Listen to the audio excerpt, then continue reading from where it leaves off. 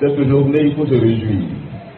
Il faut être dans la joie de ce que Dieu a commencé de faire dans cette communauté.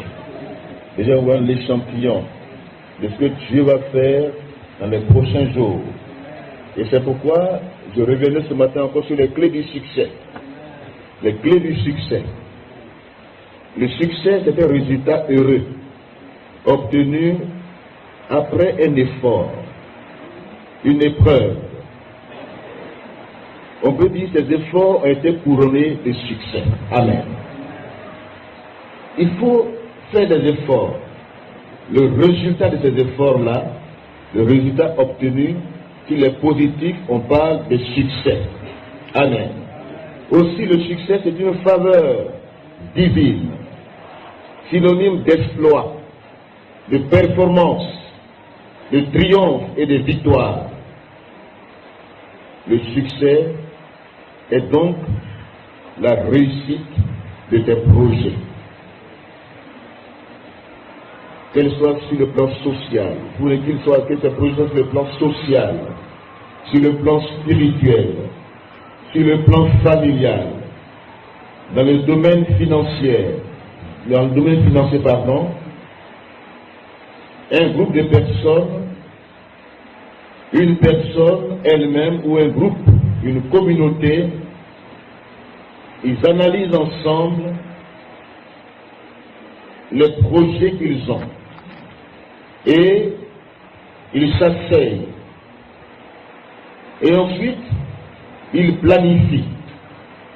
Si vous ne planifiez pas pour votre succès, vous planifierez pour l'échec.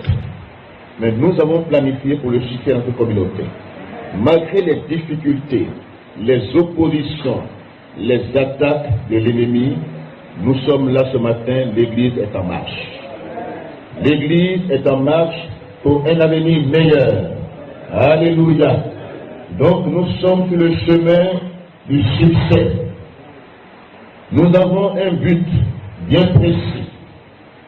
Nous avons identifié ce que nous devons faire. Nous avons dressé une liste de nos objectifs. Nous avons respecté nos engagements. Et nous voulons atteindre ce but final, l'achèvement de cette œuvre. L'œuvre de Dieu n'est pas facile. L'œuvre de Dieu, aucune œuvre de Dieu ne reste sans attaque. Elle est toujours attaquée par l'ennemi.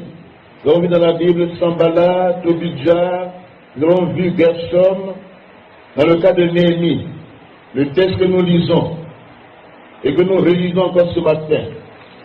J'aimerais vous inviter avec moi à relire le premier chapitre de Néhémie. Avec respect, bien sûr, la parole de Dieu, nous la lisons toujours avec respect. Néhémie a vécu ces mêmes oppositions. Vous comprenez mieux la Bible quand vous passez par les mêmes épreuves. Parce que la Bible, c'est un livre qui se comprend par expérience. Quand tu passes par les mêmes expériences, tu comprends le sens profond de la parole de Dieu. Ce n'est pas un livre théorique, c'est un livre pratique. Et nous pouvons mieux comprendre aujourd'hui ce que Néhémie et Esdras ont vécu. Ces bâtisseurs, ces visionnaires, ces personnes qui ont été confrontées aux mêmes difficultés que nous pouvons mieux comprendre les textes qu'ils ont écrits. Amen. Parole de Néhémie, fils de Hakalia. Au mois de Kislev, la 20e année, comme j'étais assis dans la capitale, Anani, l'un de mes frères, et quelques hommes arrivèrent de Juda. Je les questionnais au sujet des Juifs réchappés, qui étaient restés de la captivité, et au sujet de Jérusalem. Ils me répondirent, ceux qui sont restés de la captivité sont là dans la province au comble du malheur et de l'opprobre, et de l'humiliation, des moqueries, des ennemis. L'opprobre, c'est l'humiliation. Les murailles de Jérusalem sont en ruine. Ruine sur le plan spirituel, ruine sur le plan social, ruine sur le plan ecclésiale, ruine sur le plan sociétal, ruine dans tous les domaines. Les portes sont consumées par le feu. Lorsque j'ai entendu ces choses, je m'assis, je pleurais, et je fus plusieurs jours dans la désolation. Je jeûnais et je priais devant le Dieu des cieux. Et à la fin, voici le dit verset 8, souviens-toi de cette parole que tu donnas ordre à Moïse, ton serviteur, de prononcer. Lorsque vous pécherez, je vous disperserai parmi les peuples. Mais si vous revenez à moi, et si vous observez mes commandements et les mettez en pratique, alors, quand vous serez exilés à l'extrémité du ciel, de là je vous rassemblerai et je vous ramènerai dans le lieu que j'ai choisi pour y faire résider mon nom. Ils sont tes serviteurs et ton peuple que tu as racheté par ta grande puissance et par ta main forte. Ah Seigneur, que ton oreille soit attentive à la prière de ton serviteur et à la prière de tes serviteurs qui veulent craindre ton nom. Donne aujourd'hui du succès à ton serviteur et fais-lui trouver grâce devant cet homme. Que Dieu bénisse sa parole. Amen.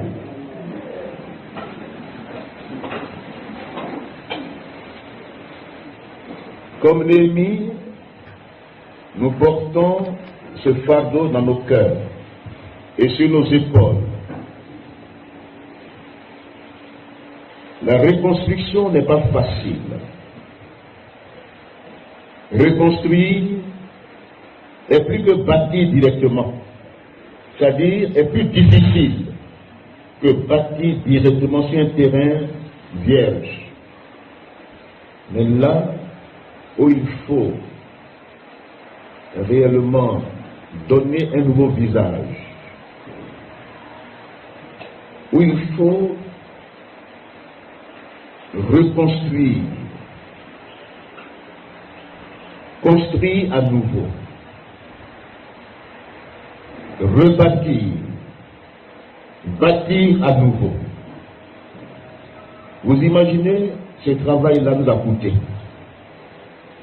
Mais vous étiez là pour soutenir cette vision de reconstruction. Soyez-en remerciés. Que Dieu vous bénisse. Alléluia. Maintenant, Néhémie dit, Seigneur, dans sa prière, donne-nous du succès. Et quand vous lisez tout son livre, ce n'a pas été facile. Il a été attaqué de toutes parts. Il a été attaqué par ses ennemis. L'opposition, la raillerie. On se moquait de Néhémie. On dit, peut-il venir de quelque chose de mieux quand on se moquait de Jésus? Quand Nathanaël est venu vers lui, André ou Philippe, pour dire, nous avons trouvé le Messie, il est de telle ville, on dit, mais peut-il venir de cette ville quelque chose de meilleur, ou bien quelque chose de bon peut sortir de Nazareth? Il dit, viens et vois. Ce que vous devez dire aux gens de ce jour, dites-leur, venez et voyez. Dites Amen. Venez et voyez ce que Dieu est en train de faire. C'est pourquoi j'ai apprécié ce cœur tout à l'heure, viens et vois. Si on peut encore le chanter debout ensemble. Viens et voyez, viens et vois ce que Dieu a fait. Vois ce que Dieu a fait. Nous allons nous debout ensemble. On va chanter ensemble ce cœur. Oui.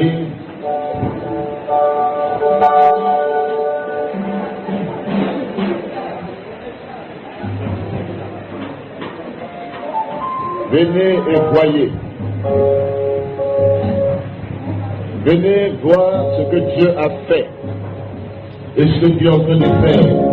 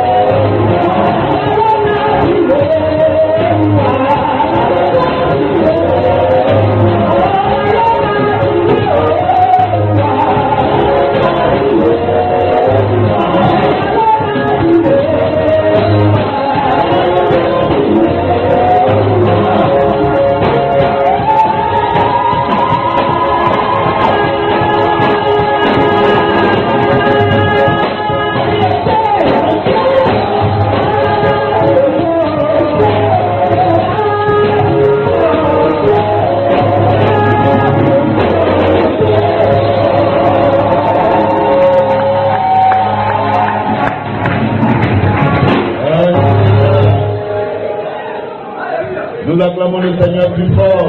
Alléluia. Alléluia.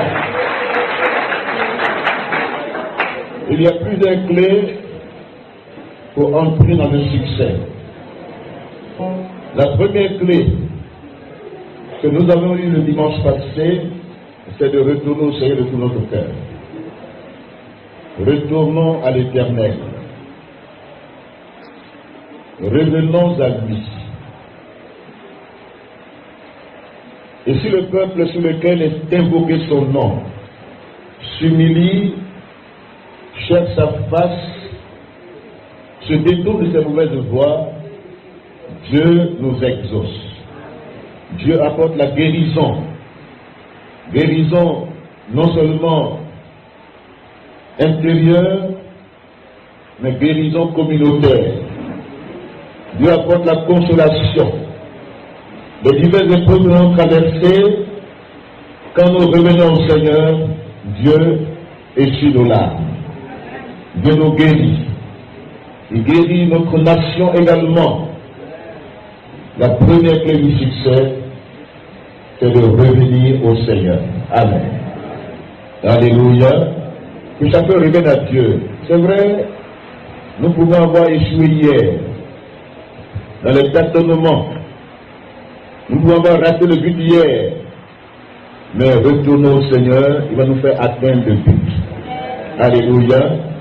Reviens au Seigneur de tout ton cœur ce matin. Comme les diverses prophéties t'ont interpellé ce matin, tu sais d'où Dieu t'a enlevé. Tu sais dans quelle condition tu étais. Tes ennemis avaient le pouvoir sur ta vie. Et Dieu est venu à ton secours pour te racheter. Aujourd'hui, demeure dans la lumière du Christ. Ne subis pas les temps actuels.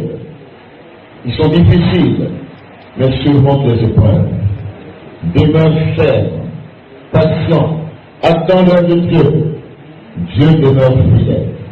Même si ça prend du temps, même si la prophétie tarde, elle s'accomplira certainement. Amen. Alléluia. Dieu est le Dieu qui dit une parole et qui la confirme. Donc Dieu va te mettre dans ce élan de confirmation des prophéties dites précédemment à ton égard. En cette année 2025, Dieu veut que tu te reposes en lui, que tu recueilles tout ce qui te manquait, que tu puisses réellement expérimenter ces riches bénédictions, comme en 2024. Ça continue en 2025.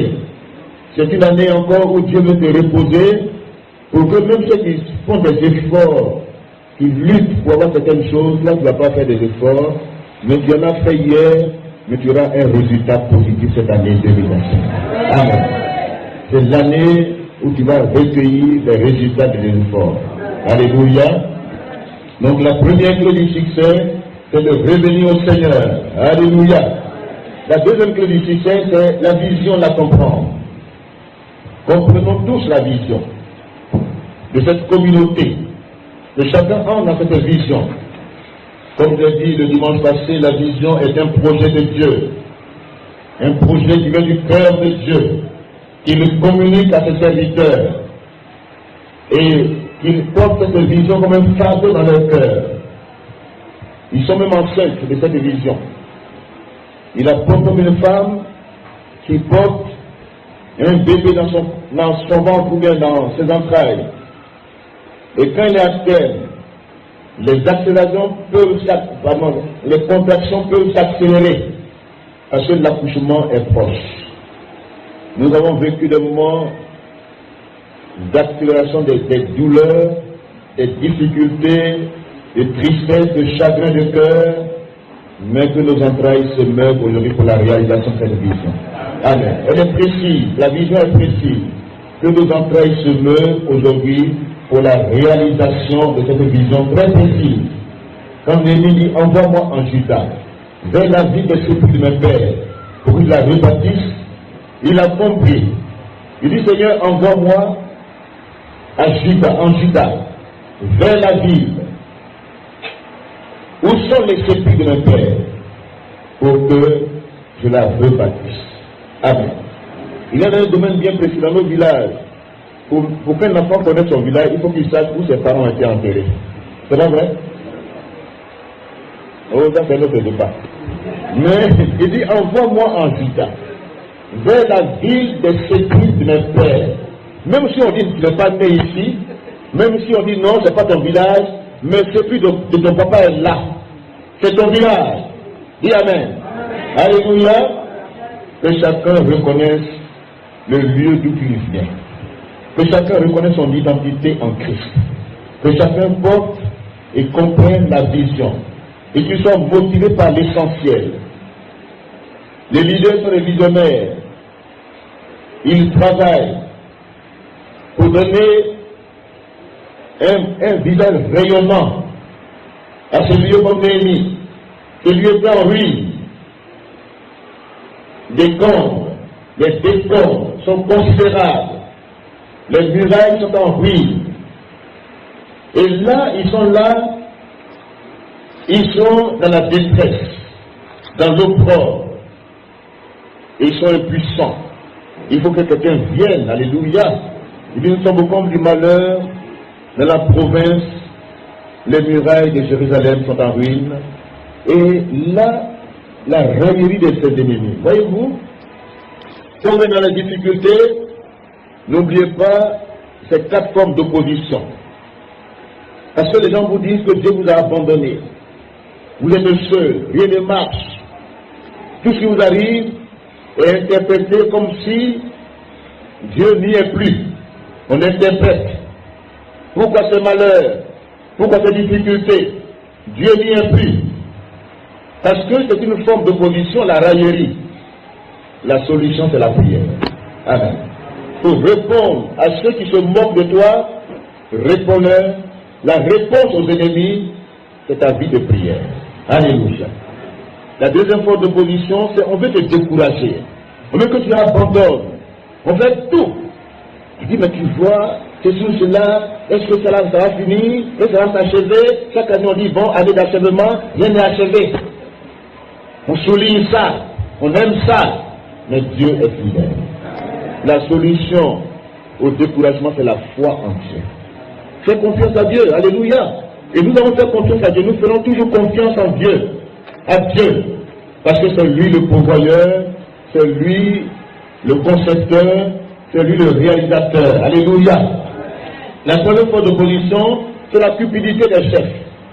Si un chef est cupide, si nous cherchons l'argent, si nous mettons l'argent devant, nos propres biens, si nous les mettons devant, les intérêts égoïstes, si les leaders, les pères de famille, les responsables de département mettent en avant les intérêts personnels, mettent en avant ces choses-là, si nous sommes cupides, que nous ne soutenons pas l'œuvre de Dieu, par cupidité, par amour de l'argent, c'est un piège que Satan nous dresse. Parce qu'il ne veut pas que l'œuvre soit pourvue. Il veut que les gens ne donnent pas. Mais grâce à Dieu pour le coyo qui donne en abondance. Amen. Acclamons encore le Seigneur pour vous. Alléluia. La solution pour vaincre la cupidité, c'est de restituer. C'est de donner. Tout ce que tu as pris comme dette, les vœux que tu as faits, au nom des vœux. Amen. Restitue ce que tu as pris. Paye fidèlement ta dîme. Donne à Dieu. Il y en a qui spéculent sur la dîme. Oui, ils entendent les gens parler, c'est sur cela. Mais la dîme est un devoir d'intendance. Tu es un intendant, un gestionnaire des biens que Dieu t'a confiés. Et prélever la 10e partie de tes revenus, c'est une source de protection de tes biens. Amen. Que Dieu nous aide à comprendre ces choses. À ne pas être de ceux qui écoutent dehors, qui écoutent les mauvais conseillers, qui ont des techniques pour s'échapper, pour se dérober aux principes bibliques. Dieu est un Dieu de principe. Si nous passons outre les principes bibliques, mais nous ne le servons pas. Servez Dieu avec vos biens. Alléluia. Servez le Seigneur. Ce n'est pas seulement dire je suis spirituel, on prie, nous tous, mais servons Dieu avec nos biens. Si vous ne donnez pas, l'ennemi veut que tu ne donnes pas à Dieu. Il t'empêche par des faux enseignements. Il veut t'empêcher à donner à Dieu. Et les mêmes personnes qui ne donnent pas ici, quand ils sont séduits par les sectes, ils donnent plus là-bas. Ils donnent plus. Parce qu'ils pensent qu'ils servent Dieu comme ça. Église de El Bethel. Quitte la pénurie. Dis Amen. Quitte les voies de la cupidité, de l'amour de l'argent. C'est la racine de tous les maux. Si tu aimes l'argent, tu vas te laisser dans des coups fourrés par l'ennemi. Et tu vas te perdre. Mais quand tu donnes au Seigneur avec joie, Dieu te protège, Dieu est avec toi, son cœur est réjoui. Quand tu décomptes les situations de la maison de Dieu, bien sûr, on ne dit pas donne ton argent aux faux prophètes qui pilulent, qui vont, Dieu m'a dit, non. Il y en a qui sont dans l'église, ils payent leur dîme ailleurs. Là où ils sont nourris, ils ne payent pas leur dîme, mais ils soutiennent, ils donnent. Dieu te voit. Dis maintenant Amen. Quand on dit famille, engagez-vous. Est-ce que tu es engagé dans la famille, dans ta famille? Est-ce que tu donnes? Mais tu mets la charge sur un individu qui souffre. Oh, il ne souffre pas. Dieu est en train de le bénir. Amen. Il ne souffre pas. Il y en a qui pensent que bon, c'est lui on a mis tout sur lui. Mais le fait qu'il donne même, quand tu donnes, tu es dans la joie. Alléluia. Il y a la joie à donner qu'à recevoir. Donc, fuyez les conseillers sambalistiques, tobisaïstes, gersonistes, qui veulent décourager le peuple, qui ne veulent pas que vous donniez. Mais ce matin, que ces ennemis soient vaincus. Amen. Parce que ce travail-là, quand il va t'achever, ce n'est pas le nom d'un individu, mais Dieu sera glorifié au travers de notre vie. Et ceux qui viendront ici seront dans la joie d'appartenir à une communauté qui rayonne de la gloire du Seigneur. Alléluia. Il y a des oppositions aussi liées à la ruse. C'est une quatrième forme d'opposition. Quand tu travailles pour le Seigneur, il y en a qui veulent vivre dans la ruse, dans le mensonge, dans l'hypocrisie, des infiltrés, comme dans le cas des Esdras et Néhémie. Ils ont dit, nous allons bâtir avec vous, mais leur cœur n'y était pas. Que ton cœur soit dans cette communauté. Dis Amen. C'est-à-dire, nous allons bâtir là, c'est pas une question de ruse, c'est une question de vérité, de sincérité. Sois sincère. Que tu aies ton cœur dans cette communauté. Ce que tu cherches ailleurs là est ici. Dis Amen. Il y en a qui courent après les révélations à faire. Non. Dieu même il a mis un dépôt en toi. Il a mis un dépôt dans ta vie. Ce dépôt-là va exploser. Donc, entretiens le dépôt qui est en toi. Fais-le valoriser. Par ta sincérité avec Dieu, par ton honnêteté, ne mens pas aux gens, ne ruse pas, ne trompe pas les gens. C'est avec les personnes leaders qui disent la vérité en conviction. Il vaut mieux que vous me découvriez dans ce que je suis que de me cacher et puis devant Dieu je honte. Même si ici là même on dit oh il a fait ça, il a fait ceci, cela, bon, cette honte elle est passagère. Mais la honte éternelle, il faut l'éviter. Amen. Alléluia. Servons Dieu avec un cœur sincère pour vaincre cette quatrième forme d'opposition. La cinquième forme d'opposition. Il y en a plusieurs, mais je souligne seulement quelques formes d'opposition ennemies. Il y a aussi l'infidélité dans nos engagements. L'infidélité. Il y en a qui ont vécu avec des femmes, qui ont souffert avec eux, et puis après, quand ils sont bien, ils répudient ces femmes-là, ils prennent des femmes étrangères. Néhémie dit, renvoyez ces femmes étrangères. Amen. N'ayez pas d'alliance avec des étrangères. Vous êtes du peuple de Dieu. Néhémie, son livre est riche d'enseignement. Mais dit, mais comment vous pouvez prendre des femmes étrangères en étant du peuple de Dieu? Comment vous pouvez renier votre premier engagement? Et quand nous vivons des foyers solides, des hommes et des femmes qui vivent en harmonie dans leur foyer, la grâce et la bénédiction nous accompagnent. Amen. Quand on parle de bénédiction, ce n'est pas seulement matériel et financier. La bénédiction d'abord spirituelle. La bénédiction aussi, c'est la longévité. Alléluia. Dieu longtemps sur la terre. Dis Amen. Donc voici des bénédictions qui attendent les rebâtisseurs. Et dans cette église, il faut accéder cette église.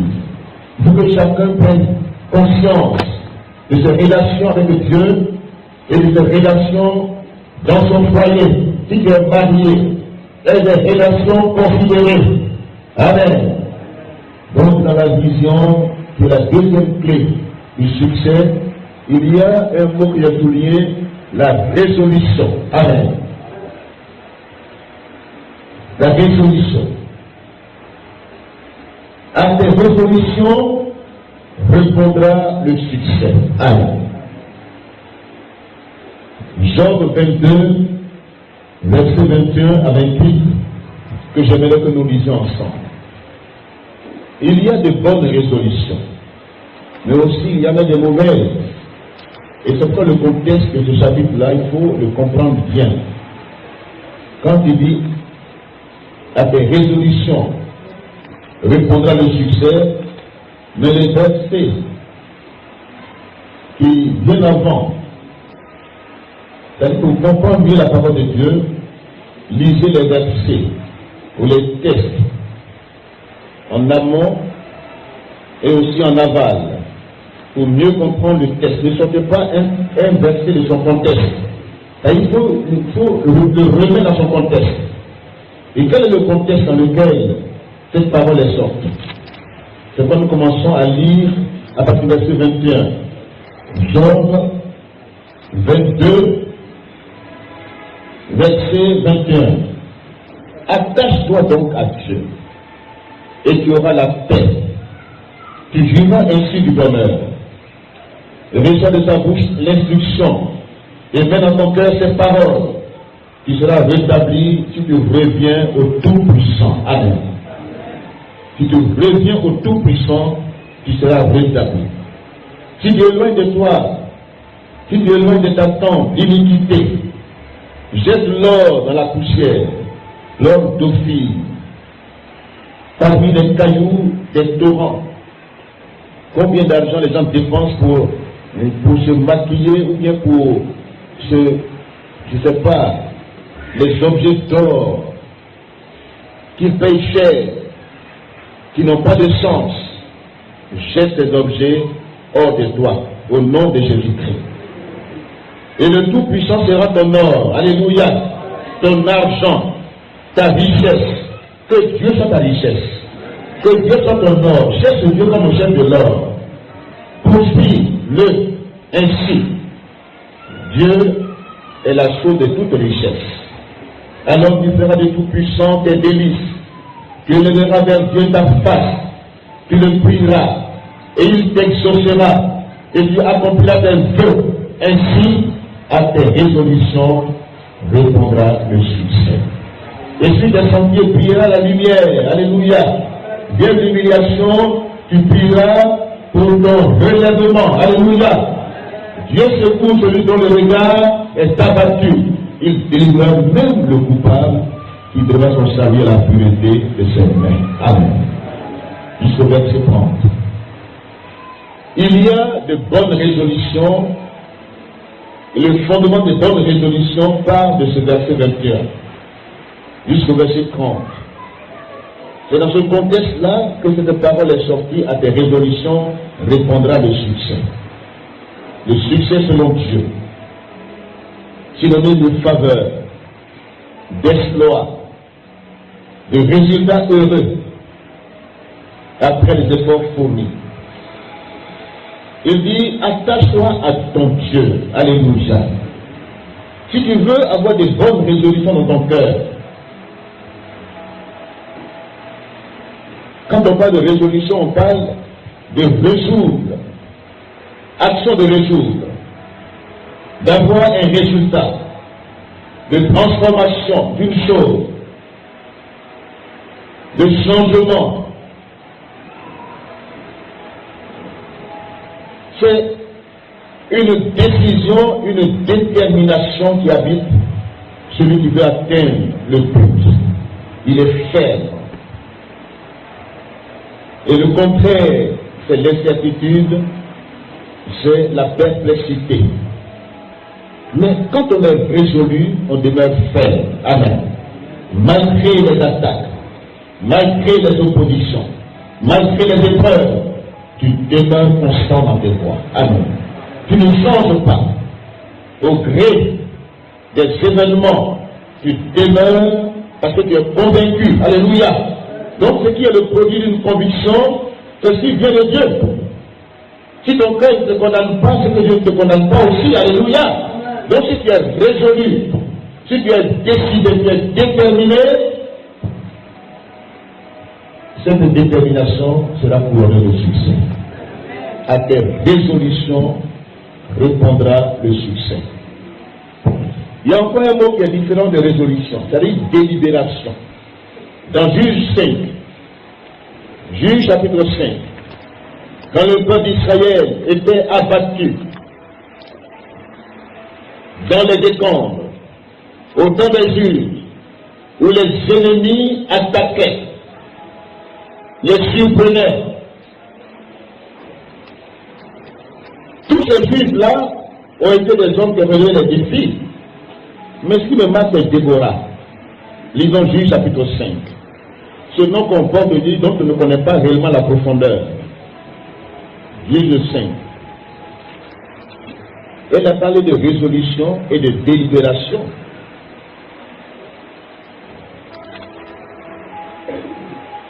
Des chefs se sont mis à la tête du peuple en Israël.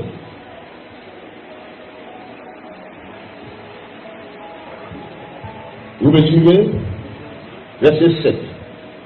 Les chefs étaient sans force en Israël quand je me suis levé, moi, Déborah, l'abeille qui pique, mais qui donne du miel. C'est la signification de son nom. Abeille qui pique, mais qui donne du miel.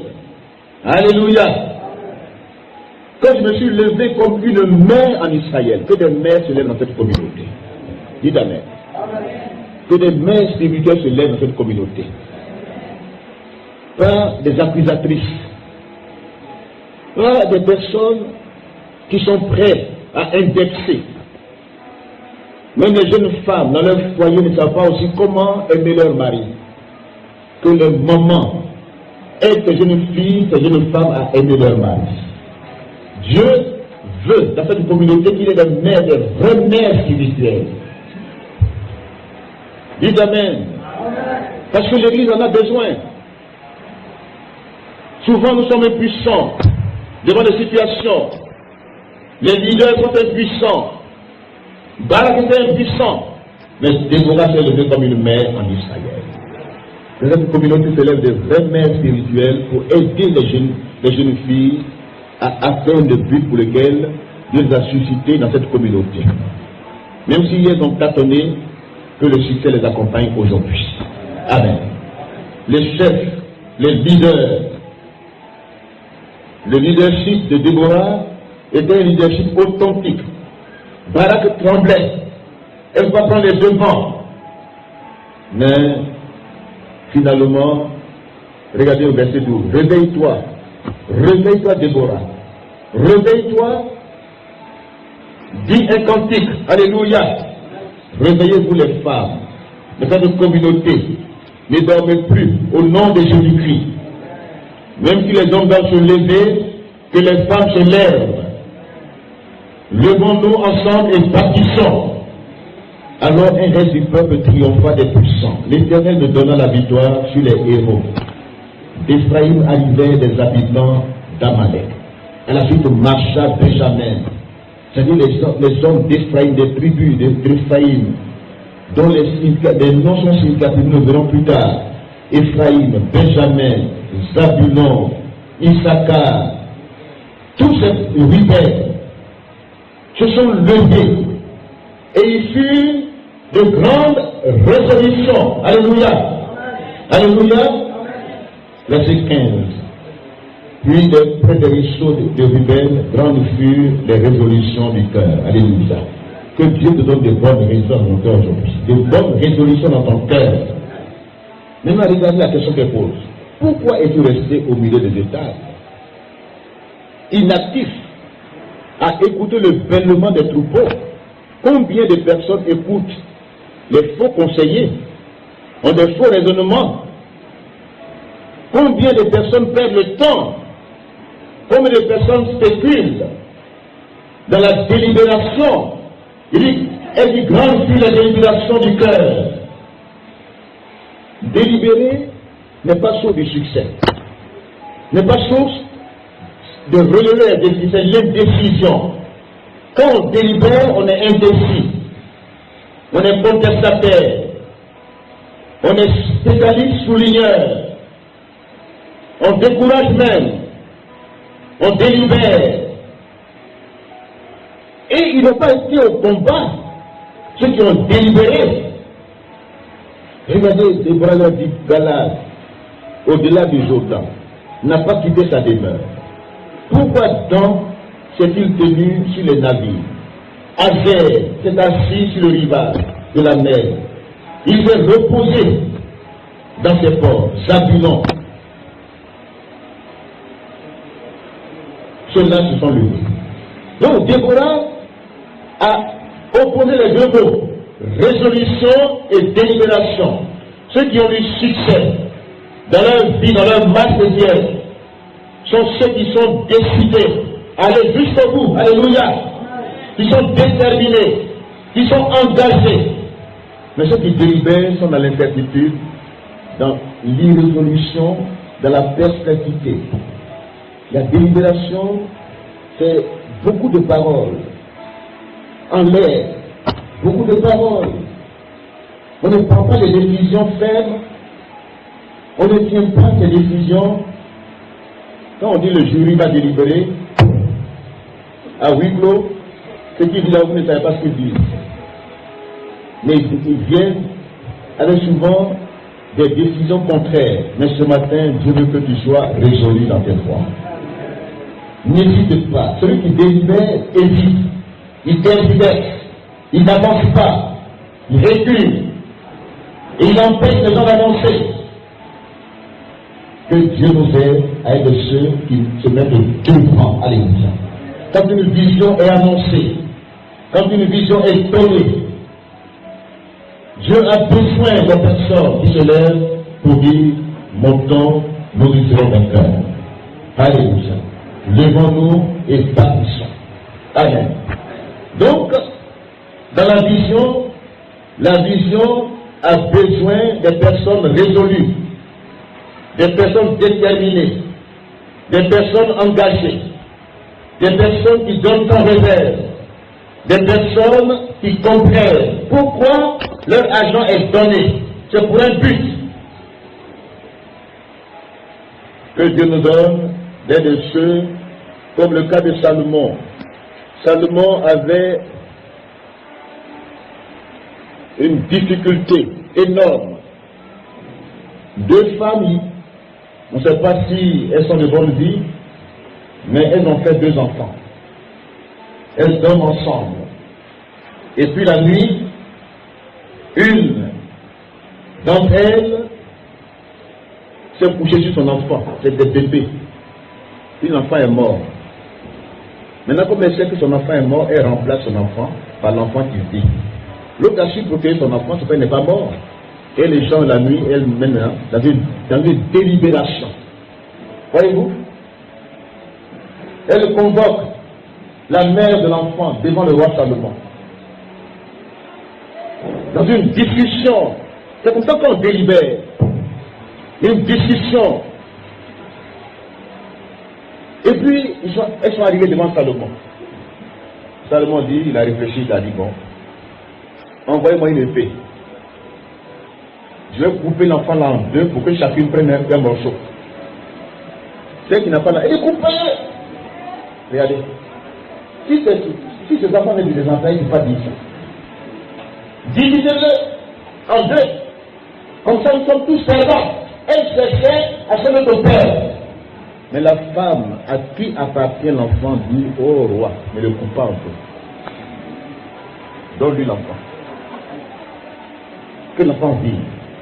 Salomon a compris que c'est à elle qu'appartient l'enfant. Tous ceux qui dans l'église militent dans le sens que l'église est en difficulté n'aiment pas l'église. Tous ceux quand ça ne va pas, qui se réjouissent quelque part dans leur délibération, n'aiment pas la communauté. Les entrailles ne se meuvent pas pour cette communauté qui la compare aux autres. Oui, là-bas là, c'est comme ça, là-bas là, c'est comme ça. Ça ne veut rien dire. Tu as ton identité à part, ils ont leur identité. Tu n'as pas de leur famille, tu as ta famille ici. Elle détient le pognon. Tu viens là-bas, tu passes. Oui, bon, vraiment, on a vu là-bas là, je vais dire, on fait la tête. Mais tu ne sais pas quelle difficulté on a ici.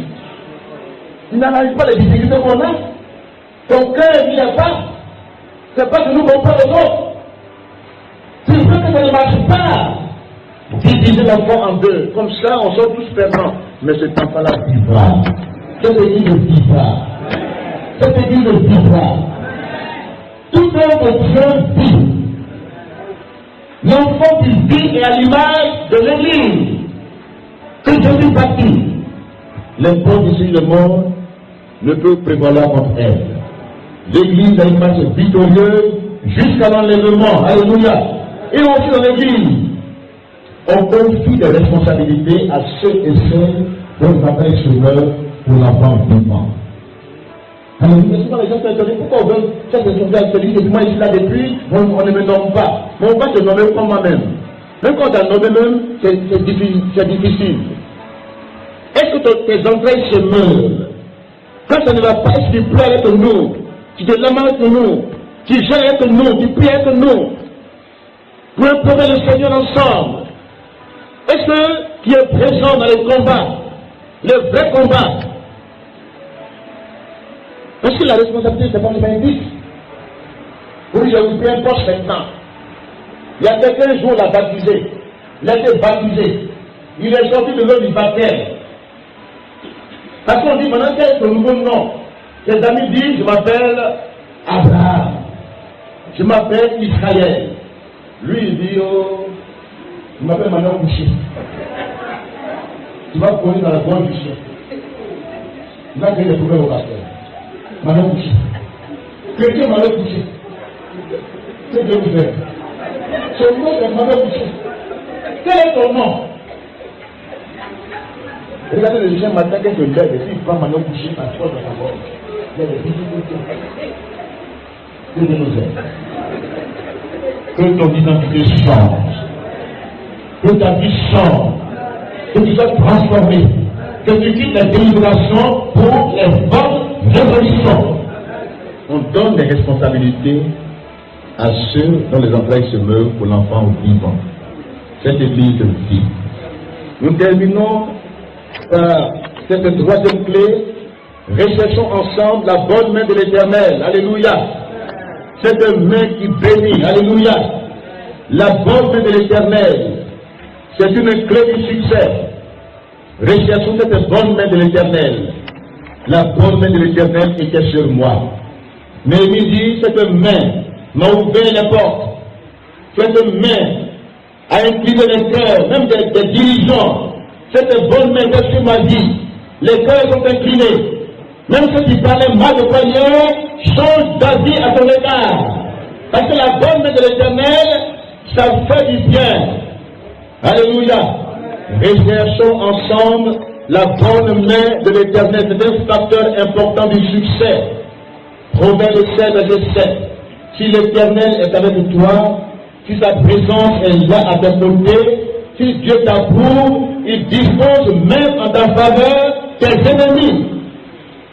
Amen. Tes ennemis peuvent se lever contre toi.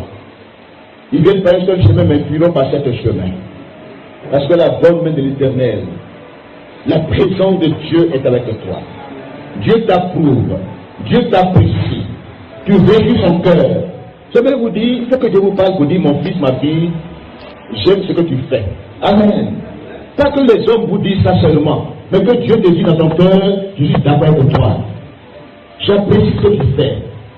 Parce que tu me crains, tu m'as de ma crainte, tu respectes mon nom, tu honores mon nom, tu n'es pas dans les chemins détournés, de les voies sans issue de délibération, tu es résolu, tu es engagé, tu es déterminé, tu avances malgré envers et contre tout, tu avances. La bonne main de l'Éternel nous protège de nos ennemis. C'est la première chose qu'elle fait. Elle bénit. Alléluia. Elle nous bénit. Elle nous donne du succès dans nos entreprises. Que cette bonne main de l'Éternel se pose sur notre vie. Investissons-nous dans la maison de Dieu pleinement. Alléluia. Investissons-nous pleinement dans la maison du Seigneur. Que Dieu nous donne la prospérité, le succès, que Dieu nous encourage à avancer tous ensemble. Que Dieu soit avec nous. Que Dieu soit avec cette communauté. Que les bouches méchantes, les paroles méchantes, les discours méchants se taisent contre cette communauté. Et que la bénédiction de Dieu nous accompagne. Hier c'est hier, aujourd'hui c'est aujourd'hui. Que Dieu marche avec nous, que Dieu sorte avec nous, que Dieu rentre avec nous. Que Dieu bénisse sa parole. Amen.